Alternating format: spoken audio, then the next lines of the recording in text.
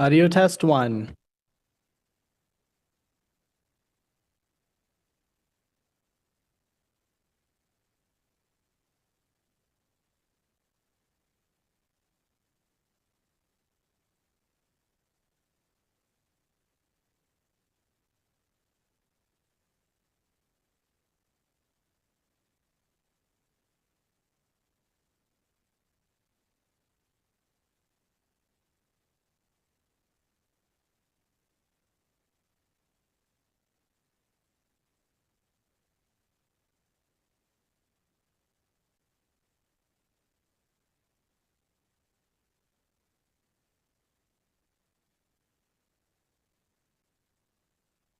Audio test two.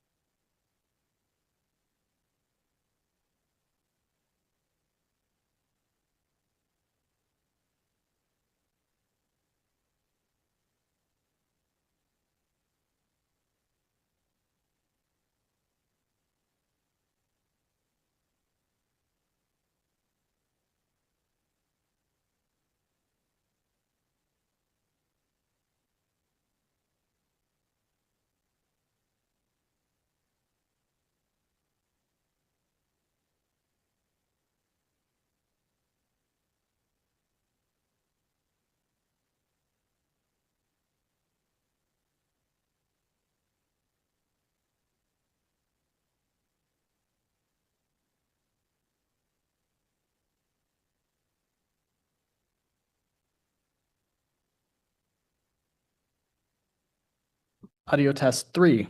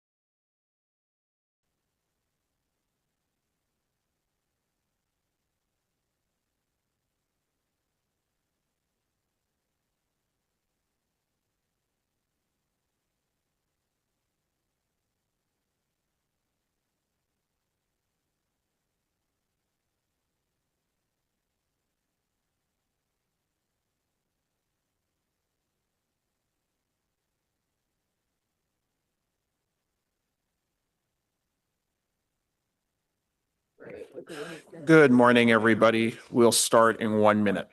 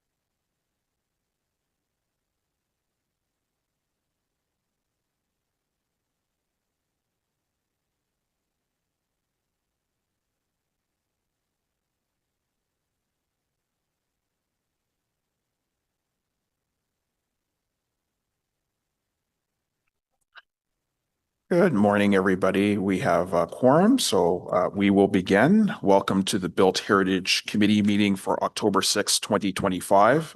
I'd like to call the members to order. This hybrid meeting is being facilitated through Zoom and is being held on the traditional territory of the Algonquin and Anishinaabe Nation, the original custodians of the unceded land in which the city of Ottawa is located. We extend our respect to all First Nations, Inuit, and Métis people for their valuable past and present contributions to this land. Since this committee meeting is being streamed live on the Ottawa City Council YouTube channel, I'd like to remind participants to keep your microphones muted until I call upon you to speak. For those participating here in the committee room, please use the microphone in front of you and keep your computer muted. I will provide each committee member with the opportunity to ask questions or comment on each item in the order in which they raise their hand in Zoom. For panelists, the raise hand option is found at the bottom of the participants list. For those calling in, press *9 to raise your hand. The committee coordinator and I will be watching for those cues. Members are also reminded to submit any motions, visual supports, or declarations of interest in writing to the coordinator at their earliest opportunity. Although the deadlines have passed for residents to register to speak and provide written submissions to this committee, residents can make written submissions to council. A reminder that if participants are having technical issues with their Zoom connection, they may call in using the backup telephone number provided by the coordinator. Could the committee coordinator now call the roll? Councillor Kelly.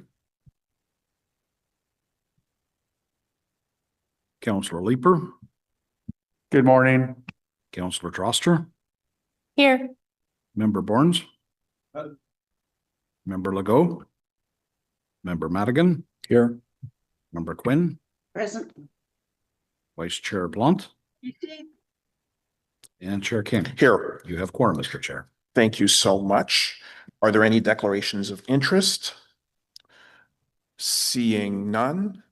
Are the minutes of the Built Heritage Committee meeting of September 9th confirmed?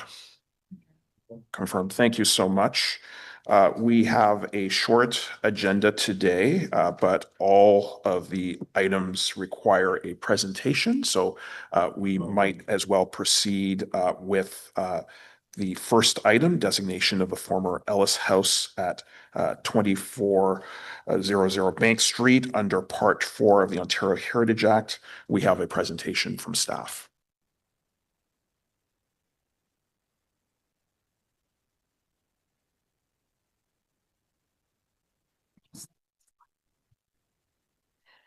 Good morning, Chair. Thank you, Chair and Vice Chair and committee members. This presentation will cover Heritage staff's recommendation to designate the Ellis House at 2400 Bank Street under Part 4 of the Ontario Heritage Act. Next slide, please. The building at 2400 Bank Street is a 2.5-story brick building located on the west side of Bank Street between Day Street to the north and Hunt Club Road to the south in the South Keys neighborhood. City of Ottawa staff have undertaken detailed research and evaluation of the property using the criteria for designation under the Ontario Heritage Act. Staff are recommending this property for designation because it meets 3 of the 9 criteria for determining cultural heritage value or interest under the Ontario Heritage Act. Next slide, please.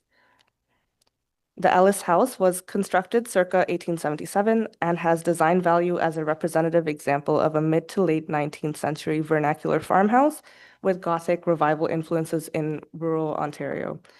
The vernacular farmhouse style is exemplified by the intersecting front and side gable roofs, red brick cladding, and buff brick quoins, 2.5-story massing, stone foundation, and a full-width veranda with wood posts.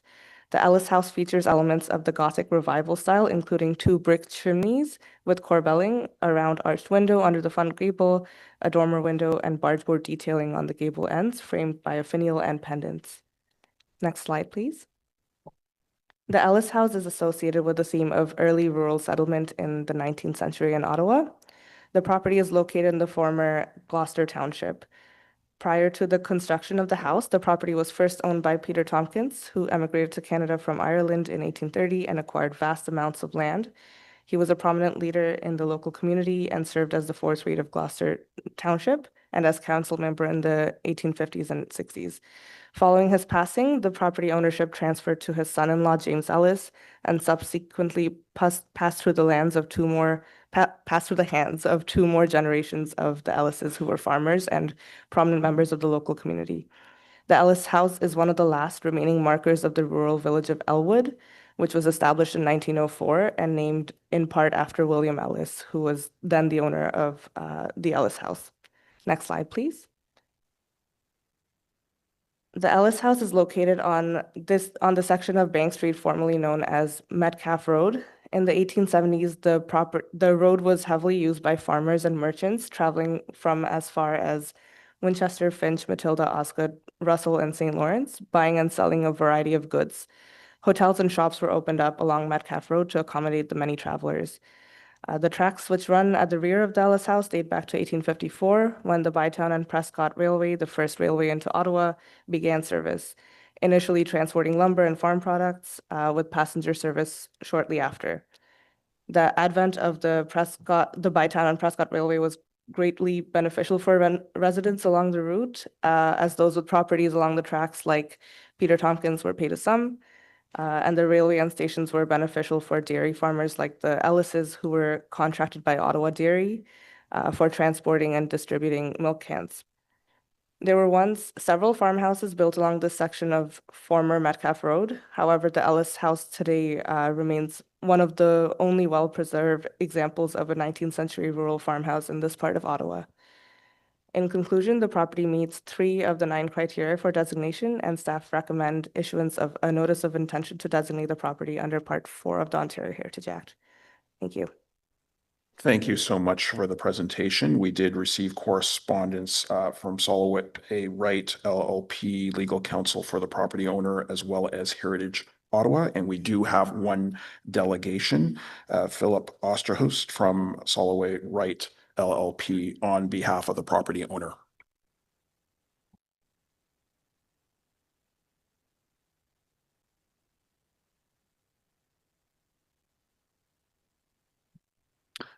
Thank you so much for joining us this morning. You have 5 minutes. Thank you, Mr. Chair, and good morning, members of committee. As you've heard, my name is Philip Osterhout. I'm appearing as counsel to Bank Street Muse Limited Partnership, who are the registered owners of the property.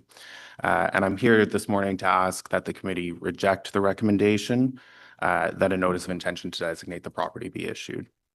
In advance of this morning's meeting, I've also filed written submissions. I understand those have been circulated as well.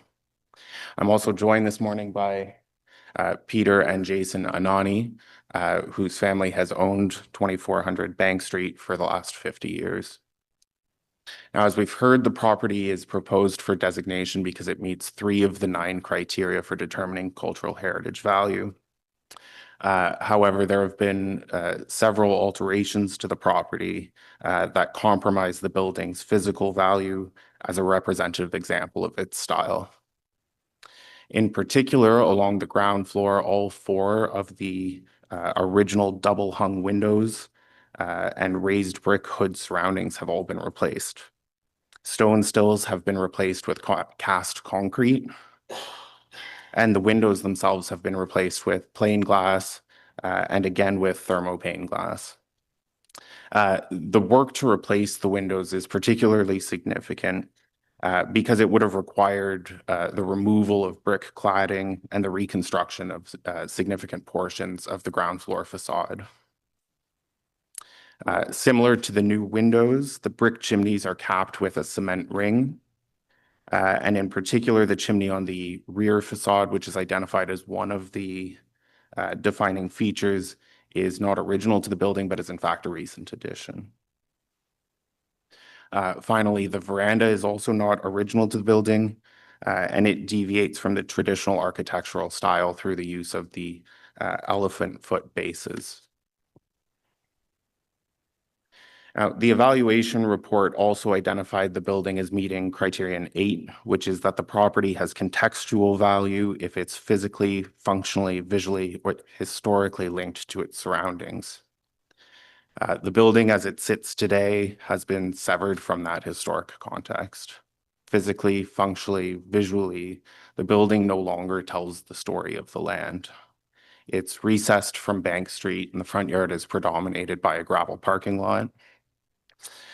There's also very little soft landscaping left on the property, reflective of its original rural character.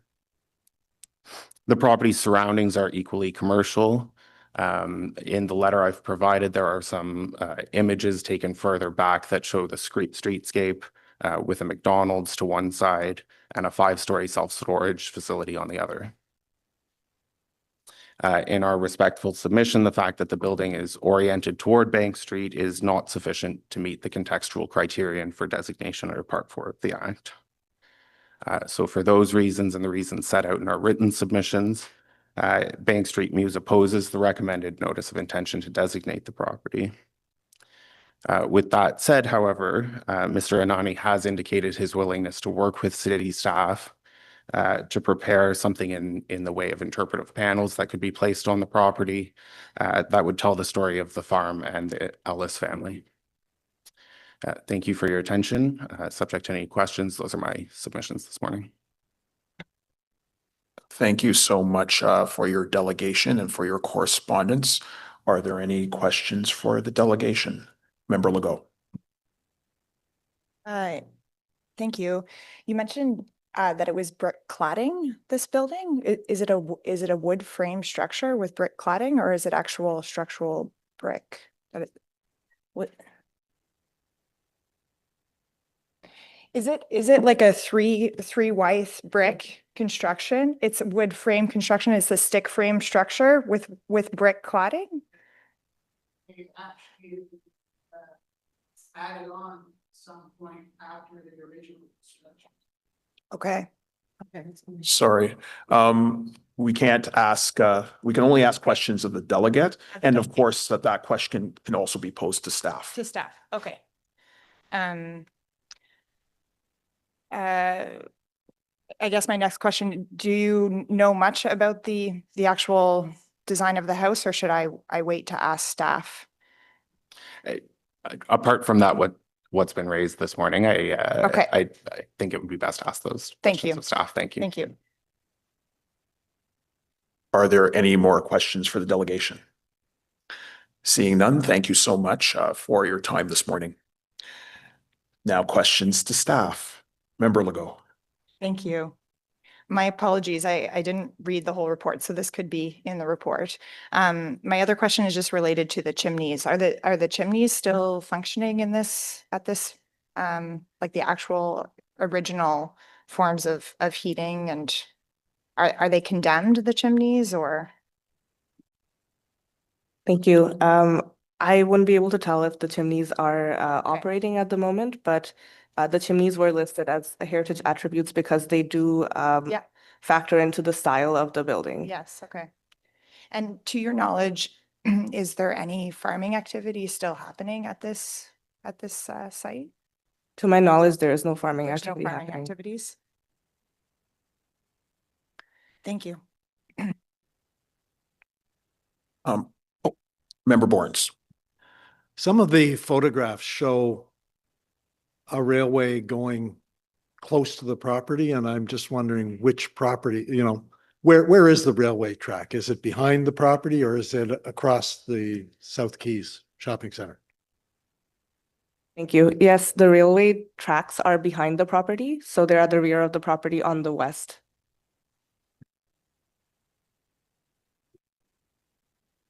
Member Madigan. Thank you, Chair. In the context of the building, did you study the surroundings to see how many other heritage buildings have been lost, like fairly recently, or were the losses far back in time?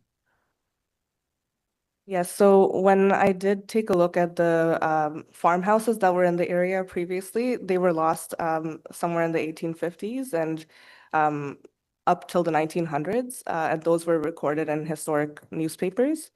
So when taking a look at our registered properties in the area, there was only one other farmhouse in the South Keys area, and a lot of the architectural value of that was modest and diminished.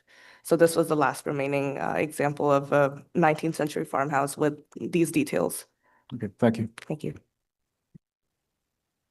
Thank you so much. I did have a few questions as well. I think just based on what we had heard from the delegation, we know the report notes that some window alterations have been undertaken on the first story. Do these alterations impact the heritage value, or are the key character defining elements still intact? Thank you. The ground level windows are not part of the heritage attributes. We had listed the attic window because it's a rounded shape, and the dormer window. And we had listed window openings, but overall, the changes of the windows don't impact the cultural heritage value of the property. Thank you for that. I think the delegation also talked about the willingness of the property owner to erect some type of plaque or some interpretive element. Given that this is the sole remnant of the village of Elwood, has staff considered any interpretive signage or commemoration as part of the designation? Thank you, Mr. Chair. Not specifically. That's typically something we would work with a property owner on. But as you'll know from this committee, that we try to go the route of designation and commemoration at this together rather than kind of one or the other. Member Legault. Yes, I'd like to talk more about the contextual value. For me, typically a farmhouse, it largely relies on the cultural landscape around it, right? So you can understand that there's fields, there's open space, there's room for machinery, there's perhaps old foundations of barns, sheds, and it becomes a story of like the whole. So I understand this designation is just for that original farmhouse. And I guess my assumption is that these owners have slowly severed their lot, right, to sell off. And there's a McDonald's and then there's a Diamond Storage on either side. And then in the back, there's a railway. And is there still farmland like in the back or? Thank you. The property is on a very large lot, and Okay. the back of the property actually has a strip mall with a few different stores. So there's no farmland on the property Okay. at the moment. Yeah. And there's the front is concrete from what I see. It's paved. Okay. Yeah, I wouldn't typically ever disagree with a heritage designation. I do for a farmhouse that so heavily relies on the cultural landscape of the place and that value of the cultural landscape being so eroded by all sides. I find that I understand it's the last representative example. And that's also a challenging place to be in. I don't know. I don't know if anyone has any other comments. Oh, Carolyn, perhaps Carolyn can help me. Thank you. Member Quinn. Thank you. Thank you, Mr. Chair. But to my colleague's point, I agree. The context of the house has been, I would say its rural setting has obviously been significantly compromised. But there are still two, if we look at the other criteria, that was one of three significant criteria. So if the staff could take us back to the other 2 points and just remind us, and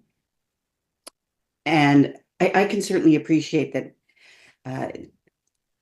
as Christine said, it's the last remaining example, and in that I do believe there is value worth preserving, and certainly some form of interpretation would help to place that house within its historic context. But yeah, just to go back to Ms. Bhattacharya, if you could elaborate on the first two criteria.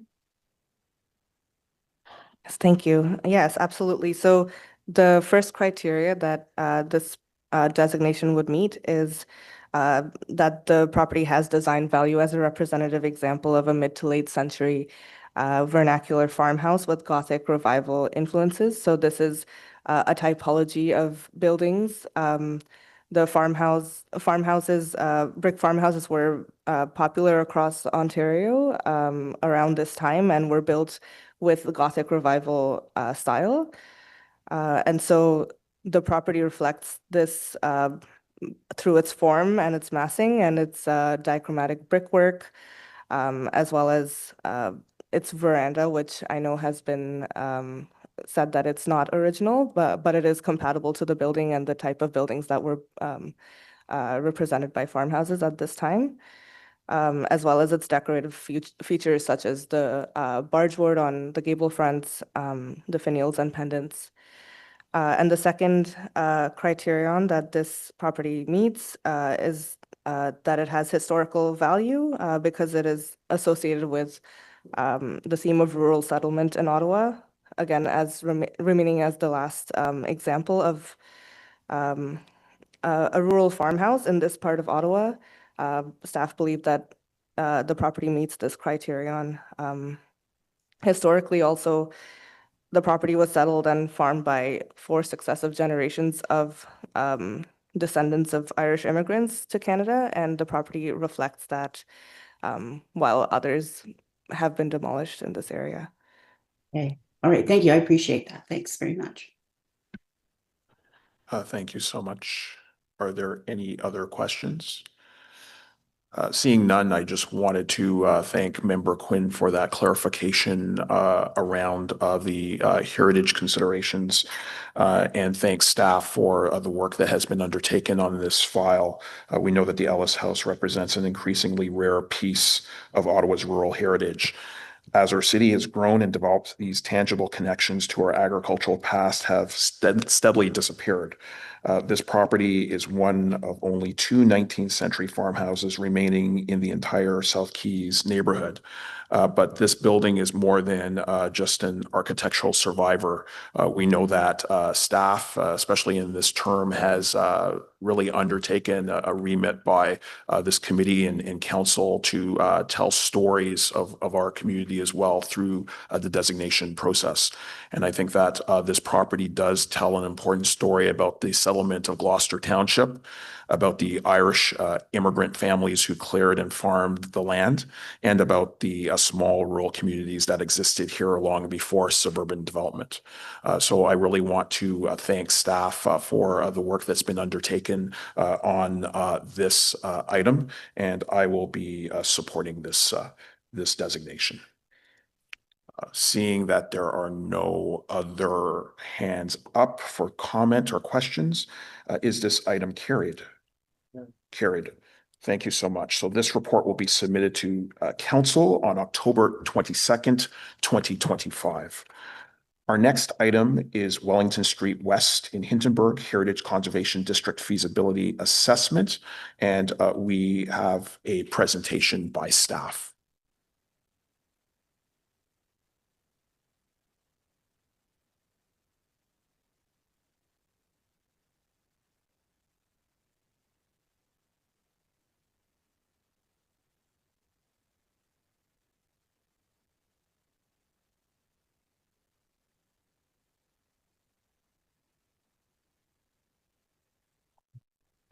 Okay, good morning. So as Chair King mentioned, I'm here to speak to the Wellington Street West and Hintonburg Heritage Conservation District feasibility assessment. And next slide, please. So just quickly, I'll go over the agenda. We'll be looking at some project background, the actual feasibility assessment findings and results, and then finally recommendations of the report. And next slide, please. So just to give a brief bit of background, this will be fairly familiar to the members of the committees. It's very similar to the Island Park Heritage Conservation District feasibility assessment we looked at earlier in the summer. In 2024, Council directed staff to complete HCD feasibility assessments for 5 areas across Ottawa, including Wellington Street West. So this is a continuation of the work to implement the Heritage Act amendments related to Bills 23, 200, and others. And thank you. And next slide, please. So just some background on what the HCD feasibility assessments are and kind of where they sit within the wider designation process. These feasibility assessments are essentially pre-studies. They basically contribute to kind of our long-term work planning. And just for clarification, everything we're discussing today doesn't relate to a formal HCD study or a recommendation to designate an HCD, but an HCD feasibility assessment. So as I mentioned, it's essentially a pre-study that we use to determine if an area has sufficient potential for designation before committing the time and resources to doing an actual full HCD study and going through those larger processes. And next slide, please. And just quickly as to why we undertake these feasibility assessments. So as I mentioned, they contribute to our short and long-term work planning as the Heritage Planning branch. They contribute to us efficiently using our resources, so our staff time and our consultant dollars, et cetera, that are afforded to us. And they also provide for increased public transparency. So providing some kind of public insight into the processes that we use to determine where and how we actually pursue the designation of heritage conservation districts. And next slide, please. So just quickly here, we'll look at the actual assessment boundary for the Wellington Street West in Hintonburg feasibility assessment. So this boundary came about through the 2023 review of the Heritage Register, which was related to the changes to the Heritage Act made via Bill 23, where staff through that review identified a cluster of registered properties in the area. So the boundary corresponds to the Hintonburg Community Association's catchment area on Wellington Street West. So it's between Parkdale and sort of where Wellington transitions into Somerset Street West. And next slide, please. So now we'll just quickly go over the project results and findings. So we'll look at the historical overview, the character overview, the overall criteria assessment, and then some of our discussion and recommendations. Next slide, please. So just to give a quick overview of Wellington Street West in Hintonburg here. So Richmond Road, now Wellington Street West, became a critical inland transportation route in the 19th century, connecting the settlements of Richmond and Bytown.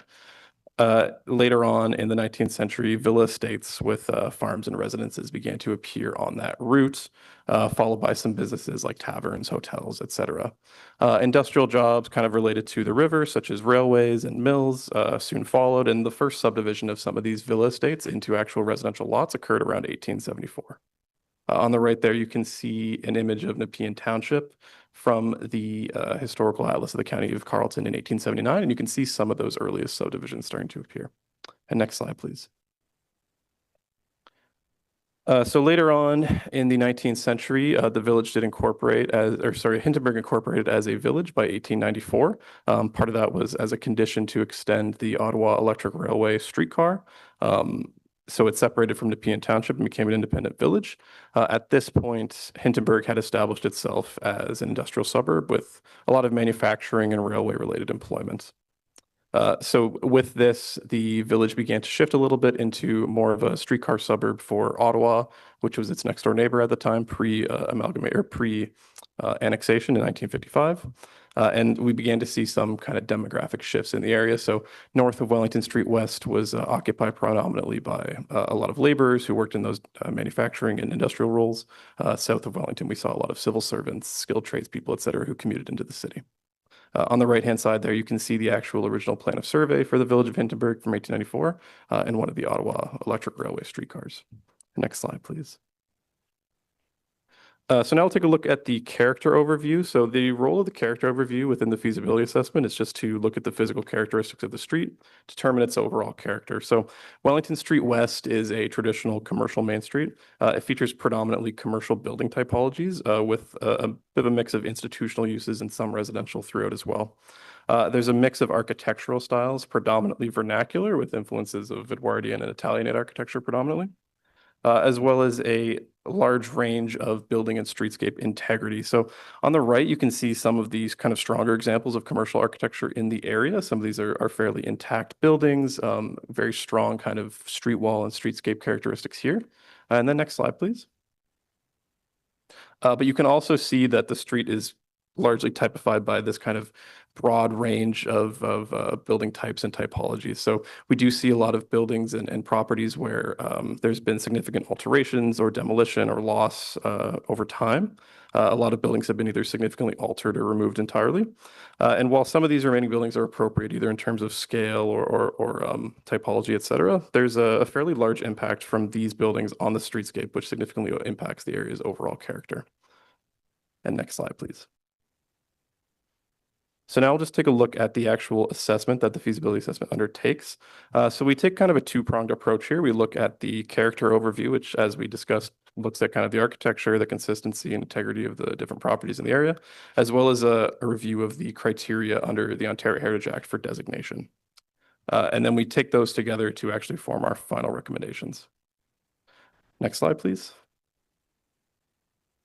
Just for a quick review of what the criteria for designation are under the Ontario Heritage Act. So Ontario Regulation 906, for the purpose of heritage conservation districts, prescribes that at least 25% of properties in an area must meet 2 or more of the designation criteria.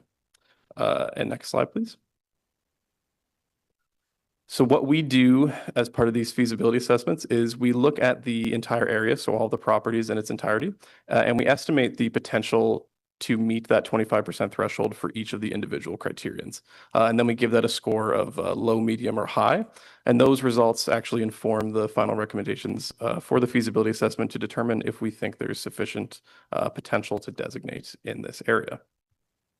So next slide, please. So just a quick overview of the results from the feasibility assessment. We found that the area had the potential to meet one criterion quite strongly, which was criteria 7. Criterion 7 speaks to properties in an area having contextual value because they define, maintain, or support the character of a district. We also found that the area had medium potential to meet criteria 1, 4, and 5. We found that criterion 7 had the potential to be met highly, given the fact that there is a predominance of commercial typology buildings within the feasibility assessment area. However, with the caveat that that overall character and their capacity to support the overall character of the area was impacted by the integrity of a lot of those buildings due to their alterations or the loss of other buildings in proximity to them. And next slide, please. So overall, just to review the feasibility assessment's findings. So through the feasibility assessment, we did find that Wellington Street West has low potential to meet the test for designation as a heritage conservation district. So as noted, only one criterion, criteria 7, had strong potential to be met through this feasibility assessment.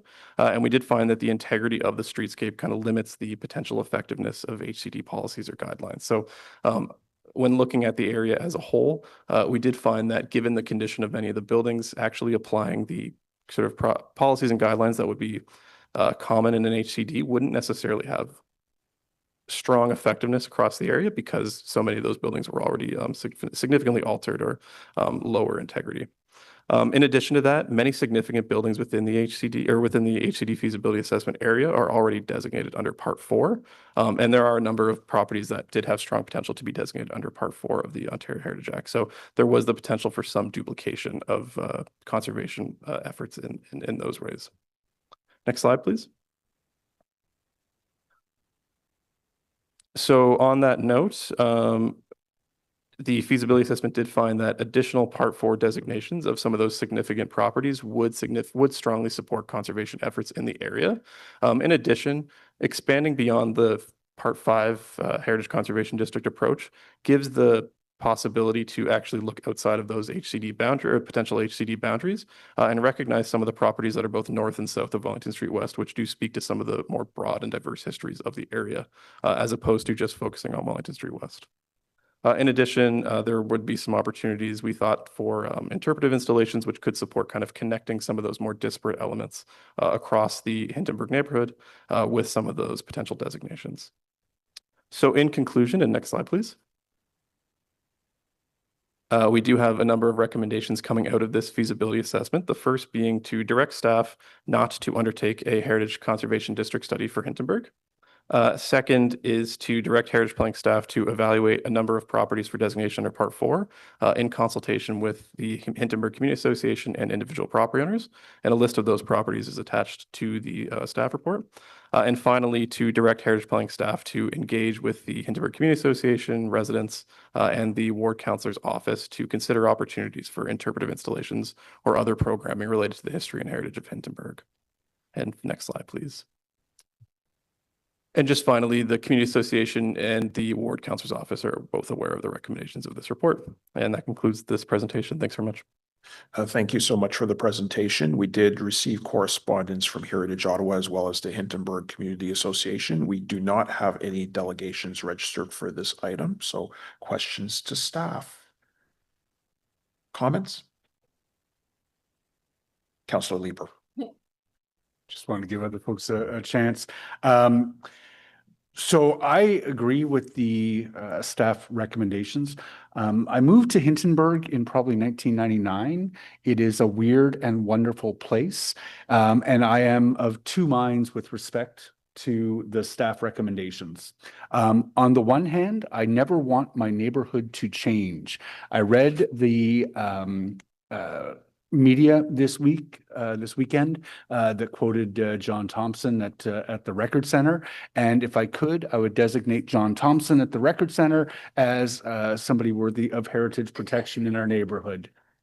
On the other hand, since I moved to Hintonburg in '99, we've seen some really significant change. The GCTC building at the corner of Holland and Wellington, the Taggart building that's at Rosemount, the Claridge building is going in at the end of the corner. There's a lot of infill, and despite all this change, I feel really fortunate that I love my neighborhood more today than I did when I got elected. That feels really good as a city councillor. I love this neighborhood, and I appreciate the sensitivity with which the city has treated it. But there is very little coherency on the main street.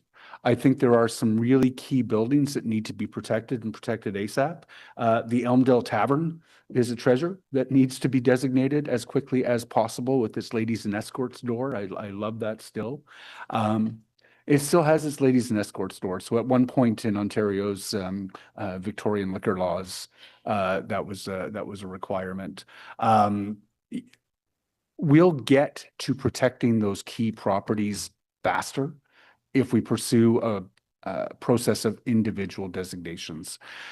So I'm supporting the staff recommendations today. I've had a chance to talk to the community association. They're a little bit relieved in that they would have been doing a lot of the research and work if we were pursuing an HCD. And I don't want to throw a lot of bureaucratic hurdles in the way of further development of Hintonburg. We've welcomed more people. The neighborhood has become more vibrant as a result of the development.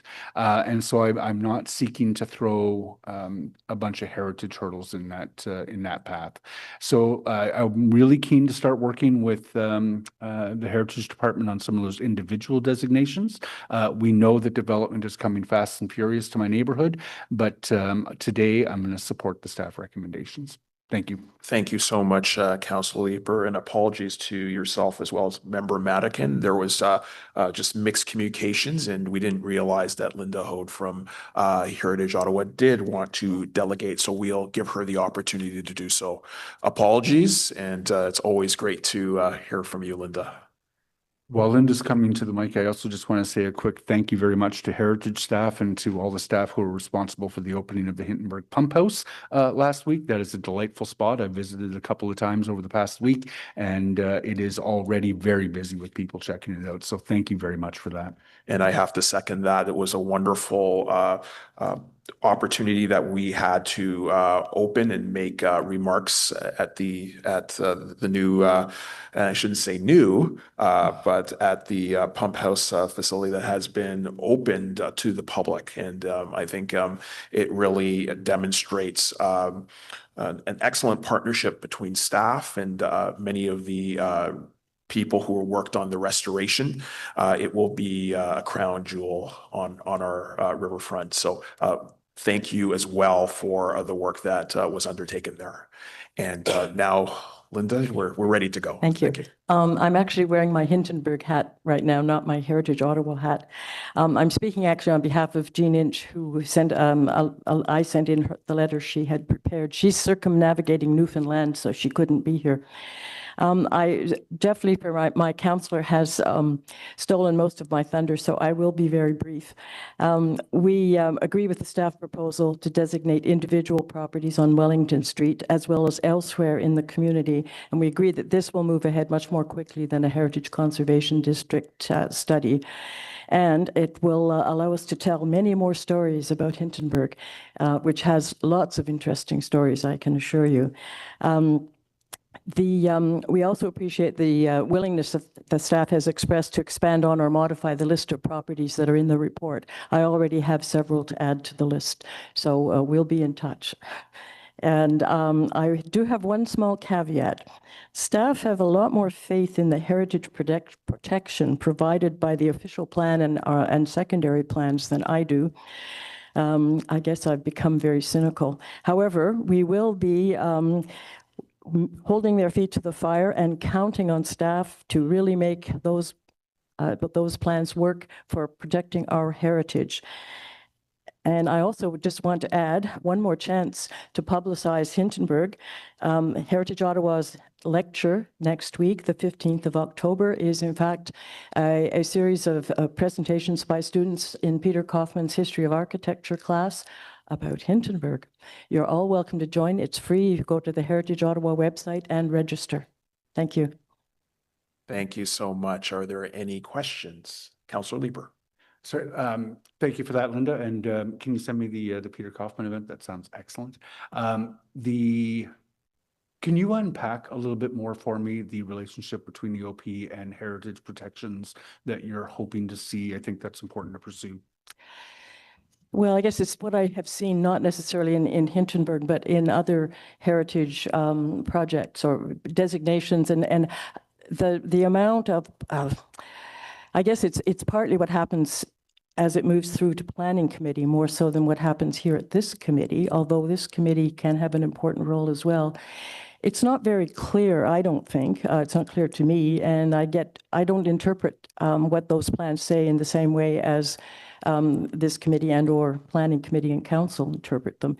I would like them to be a little more forceful. So I think it's going to be a question of fairly careful negotiation. I realize that, I mean, for example, the McGee House, we always assumed because there's extensive property around it, had it not fallen down, that it would have been redeveloped in a way where the main building could be preserved, but something could be added to it. And that happens frequently. Heritage buildings are preserved for the most part, and additions can be made. And that's, as I say, that's something that we anticipate, certainly on the main street because of the height limits. It's more a question, I think, of sometimes the infill, what seems to fit or is deemed to fit or to match the characteristics of the heritage property. It's a very subjective thing. So I just wanted to put that out there.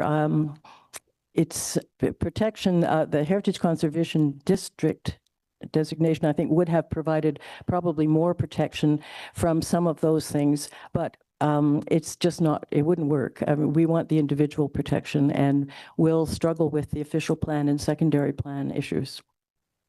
And you may see us at Planning Committee. Once or twice. Thank you very much, Linda. I do appreciate the comment you made with respect to that negotiation that happens. I think, for example, the Taggart Building at Rosemount has been a very positive addition, and that was accomplished with a lot of hard work on the part of the community association to try to preserve what was important while still allowing some very significant intensification in the neighborhood that has been to the neighborhood's benefit. So thank you very much for that. Thank you, Councillor Leeper. Member Legault, did you have a question? I saw your hand went up. Member Borns has a question for? No, not. Oh, so just on to comments. Actually, I do have a question for staff, and the 25% seems a very low barrier to try and meet, and I was wondering whether there's a more specific piece of Wellington that should be designated as a heritage area as opposed to the entire length of it. Does that make any sense? For sure. So through the chair, I think that is something that we've kind of considered throughout this entire process. I think even this piece of Wellington that we're looking at today could be considered a bit of a smaller chunk of it in terms of its relationship to the wider historic village of Hintonburg and also the adjacent kind of current contemporary neighborhood of Wellington West. I think when we are looking at kind of creating boundaries, we need to ensure that they're defensible from Ontario Heritage Act criteria perspective. So I do agree that there could potentially be a smaller chunk hypothetically, which would more strongly meet the Ontario Heritage Act's criteria and that threshold of 25%. However, I don't know if that smaller chunk would be kind of broadly reflective of the history of the area, which is one of the intents of designating an HCD when we do pursue that. So I think you could probably craft an area which would more strongly meet that threshold, but I don't think it would necessarily be reflective of what the intent of an HCD is when we're looking to recognize and conserve the history of a neighborhood or an area in the city. Thank you. Any other questions? Member Madigan. Thank you, Chair. In the course of eventually designating more buildings in the district, is it possible that other information might come to light, which puts value on other buildings that were not considered of value, which might reopen the door to considering this for HCD?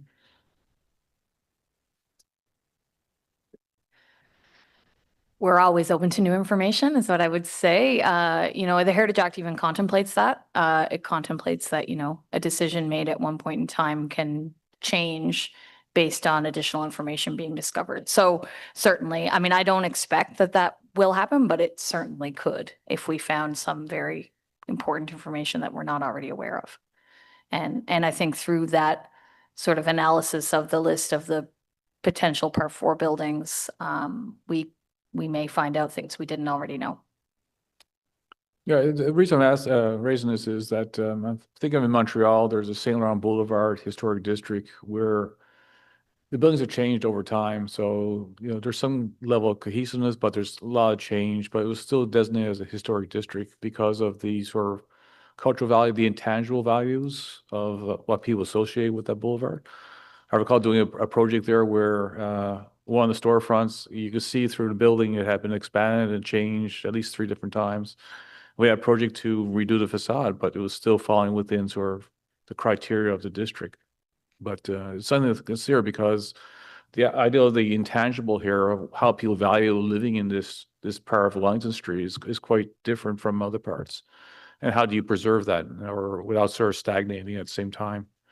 So I support the recommendation to forego the HCD, but if it's still possible in the future, if more information comes late, then to consider an HCD again. Thank you. Thank you so much for that question. I'm also really pleased that staff are recommending protections for 24 specific properties, and I did have a question around that. I'm just wondering if any of those 24 candidate properties are currently listed on the Heritage Register and whether they're facing the deadline under Bill 23. Thank you for the question through the chair. So yes, the majority would be currently listed on the city's register. I'd have to confirm the specific number, but a fairly significant number of them would be subject to that 2027 deadline. No, I appreciate it. I think that lights a fire to also undertake the work. And I know that the community is looking forward for that work being done. I think this approach makes sense. We're focusing on our resources on where they'll be most effective on most of the significant individual properties while acknowledging the importance of Wellington Street's character. So I'm pleased with what's before us and will be supporting the recommendations. Seeing that there are no other questions or comments, is the item carried? Carried. Thank you so much. So this report will be submitted to Ottawa City Council on October 22nd, 2025. Our next item requires a motion to waive rules of procedure in order to add it to the agenda concerning considerations of objection to the notice of intention to designate 251 Besser Street under Part 4 of the Ontario Heritage Act. And I'll ask Councillor Troster to introduce that motion. Thanks, Chair. Whereas report number ACS 2025 PDB RHU 0036, consideration of objection to the notice of intention to designate 251 Besserer Street, listed as item 4.3 on the Built Heritage Agenda 26, was not distributed with the BHC agenda on Wednesday, September 24th, 2025, but was distributed and made public on Wednesday, October 1st, 2025. Therefore, be it resolved that the Built Heritage Committee approve that the rules of procedure be waived pursuant to subsection 89.3 of the procedure bylaw to allow for this report's consideration at today's meeting. Thank you. Is that motion carried? Carried. Carried. Thank you so much. So staff is now prepared to provide a presentation on this item.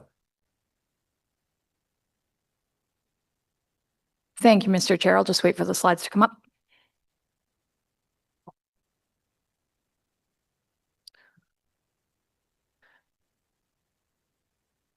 So this presentation is about the report to consider the objection to the notice of intention to designate 251 Besserer Street, which is a property that was proposed for designation under Part 4 of the Ontario Heritage Act. Next slide, please. Just to remind committee of the property, it is located at the northeast corner of Besserer and King Edward. It currently functions as part of the Embassy for the People's Republic of China. It is in the sort of edge of Sandy Hill as you get to Lower Town section of Besserer Street. Next slide, please. Just to give you a reminder of the timeline. So staff made initial contact with the property owner, being the People's Republic of China, in February of 2025. We had ongoing conversations with them through the spring. And then in May of this year, Built Heritage Committee considered the report to designate this property, as well as two other Bell Telephone Exchange buildings, one in the Glebe and one in Centertown West, or West Centertown. At the end of May, the designation was approved by council and the notice of intention to designate was issued. In July, we received an objection letter from the property owner. And that brings us to the yellow line that you see here today, which is consideration of this objection. The 120-day timeline under the Ontario Heritage Act, which you've heard us talk about before, will expire on October the 8th. So the intention is that the recommendations of this report will rise to council this Wednesday, October the 8th. Sorry, October the 9th is the expiry of the deadline. October the 8th is the council meeting to consider this in advance of that deadline. Next slide, please. So again, just to remind you very briefly about the cultural heritage value of the property. So it was purpose-built in 1912 as the second Bell Telephone Exchange building in Ottawa. It's a representative example of the Beaux-Arts style. It's associated with the growth of telephone infrastructure across the city, which is why we brought forward the three together. It tells us about the history of women in the early 20th century in the labor force. And it was found to meet 5 of the 9 criteria for designation. And I want to emphasize that as I get to the next part of this presentation, in staff's opinion, this has not changed. We still believe that this property meets 5 of the 9 criteria for designation. Next slide, please. So just to speak briefly to the objection that was received. So in July 2025, we received a letter objecting to the proposed designation, and it outlined kind of four main concerns: the diplomatic status of the property, the determination of the property's cultural heritage value, the potential impact on the designation on the embassy's ability to keep their property secure, and a feeling that there had been insufficient consultation with the property owner. So if I start at the top, in terms of the diplomatic status of the property, staff have confirmed with our colleagues at Global Affairs Canada that this property does enjoy diplomatic status. We have also worked with legal services staff to confirm that it is the city's belief that this does not present an impediment to designating the property. And there are already over 65 designated properties in the city with diplomatic status. And it is a common practice all over the world. So if you look at Canada House in London is a heritage building per English heritage, and a variety of other things around the world. So it's not staff's opinion that the status of the property restricts our ability to designate, but it is important to note it can impact the city's ability to enforce. So if a property owner, and we've seen this at this committee with other properties, if a property owner does not follow the rules of the Ontario Heritage Act, it is difficult to proceed with enforcement due to the Vienna Convention. The second piece is the determination of the property's cultural heritage value. Staff, as I said on the previous slide, believe that the property meets 5 of the 9 criteria for designation, and we disagree with the objection on these grounds. The third is the potential impact on the designation on the embassy's ability to keep the property secure, and the fourth being insufficient consultation. And so that leads me to the recommendations. So if I can go to the next slide, please. So given the restrictions of the Ontario Heritage Act, which limit us to 120 days, and there is no clause that allows us to extend that 120 days, even if the owner agrees.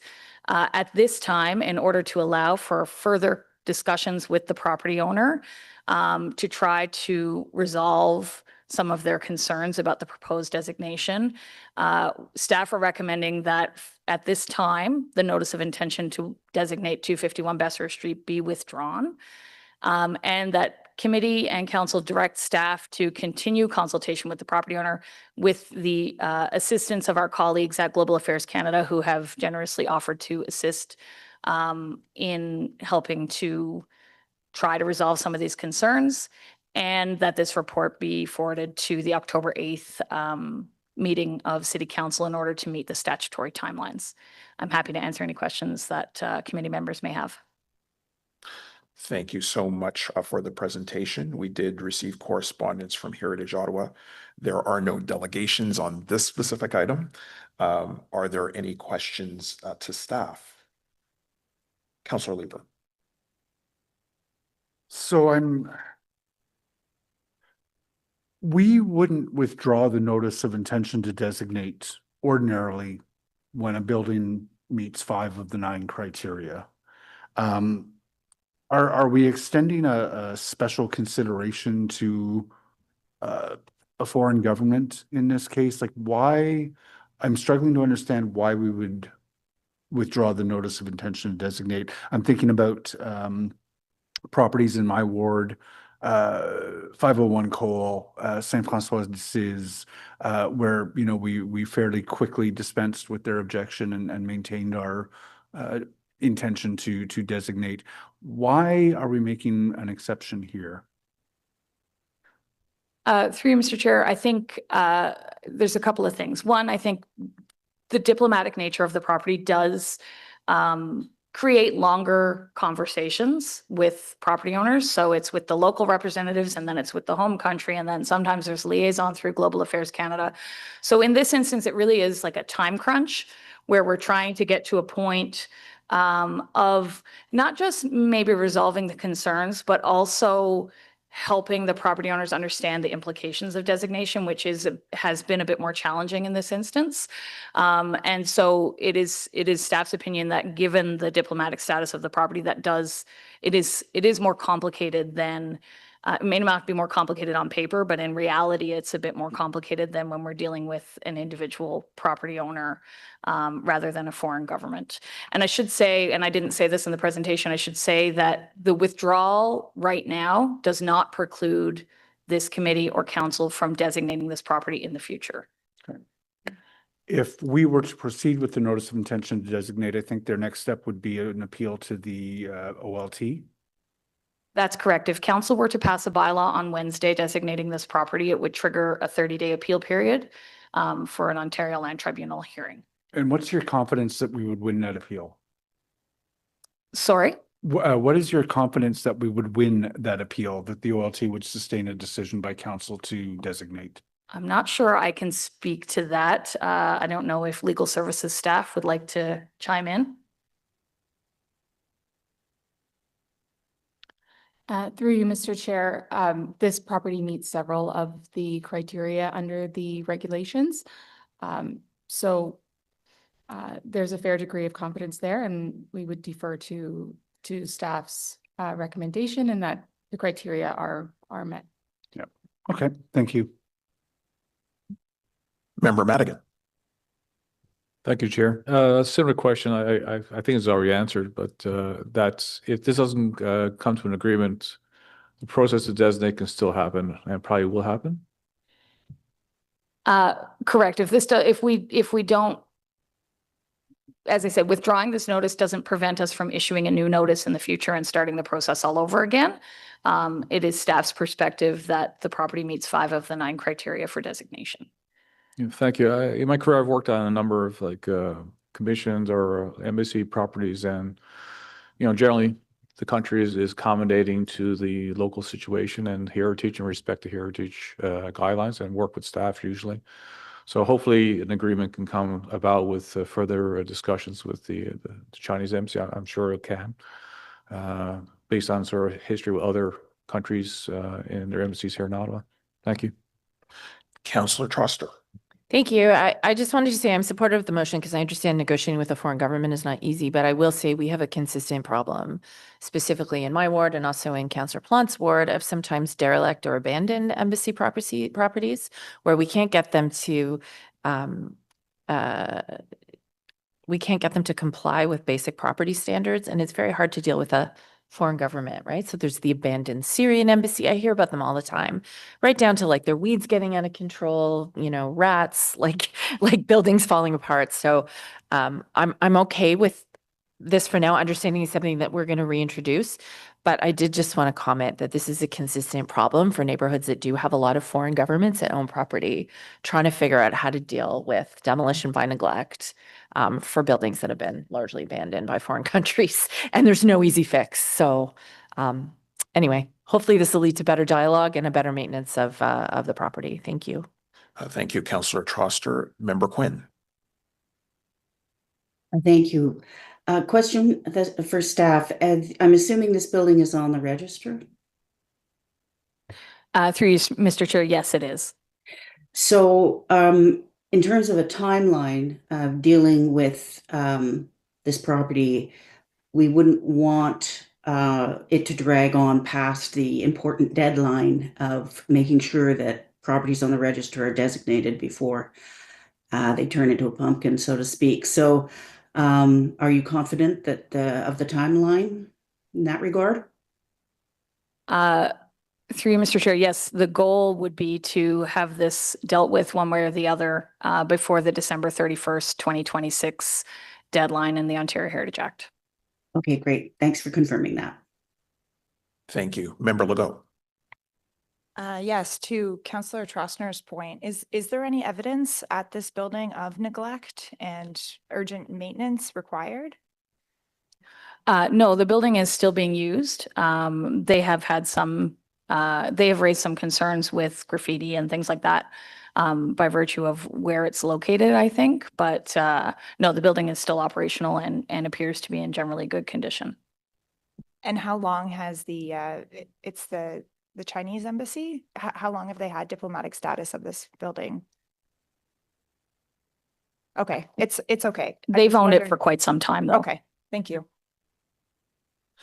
Thank you so much. I don't see any other questions. I just wanted to note a minor amendment to the report recommendations on item 3, just changing October 8th, 2024 to October 8th, 2025 pursuant to subsection 35(7) of the procedure bylaw. I also wanted to note and thank staff for all the hard work that they've been undertaking with the embassy as well as with Global Affairs Canada. To Councillor Troster's point, what we're hoping for as well in this process is for enhanced communications with Global Affairs Canada on not just this issue, but other issues that deal with foreign missions and diplomatic properties.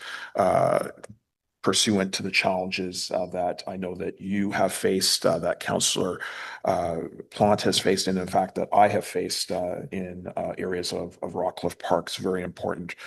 I also wanted to underline that although staff has been meeting with the owner to try to resolve these concerns, the added complexity of corresponding and liaising, as they have said, with the appropriate representatives through appropriate channels, as well as language considerations to ensure clarity, are the real issues that are driving the extension of the timelines. And to reiterate what staff had also noted, the withdrawal of the notice of intention to designate does not preclude council from issuing a new notice at a later time, which is very important to note. With that, I don't see any other questions or comments. Is this item carried? Okay, with dissent from Councillor Leeper, this report will be submitted to council on October 8th, 2025. The next item is status update, Built Heritage Committee inquiries and motions for the period ending 24 September 2025. We did not receive any correspondence on this item. There are no delegations and there's no staff presentation. Is this item received? Received. In terms of in-camera items, we have none. There is one item on our information previously distributed list, designation refusals, fall 2025. I understand that somebody wants to potentially lift this item.